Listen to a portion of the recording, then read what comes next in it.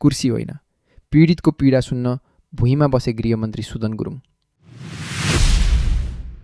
कहिलेकाहीँ एउटा तस्बिरले वर्षौंको राजनीति सम्झाइदिन्छ।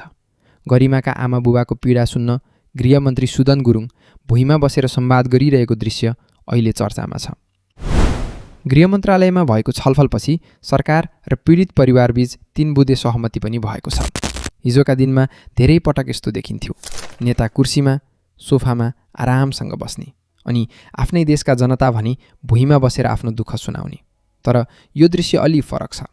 यहाँ पद ठूलो भएर कुर्सी खोजिएको छैन, पीडितको पीडा ठूलो ठानेर भुइँ रोजिएको छ। गरिमाका आमा बुबा छोरी गुमाएको पीडा बोकेर सरकारको ढोकामा पुगेका थिए।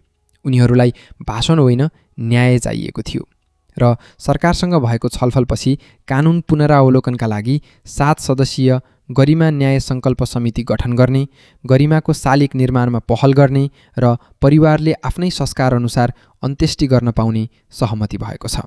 तर एउटा कुरा स्पष्ट छ, भुइँमा बस्नु मात्रै महानता होइन, त्यहाँ बसेर सुनेको पीडा समाधान गर्नु नै असली महानता हो। यदि नेताको कुर्सी जनताको सेवाका लागि हो भने त्यो कुर्सीभन्दा पनि जनताको आँसु पुस्ने जिम्मेवारी ठूलो हुन्छ। आज सुदन गुरुङको यो तस्बिरले एउटा प्रश्न छोडेको छ।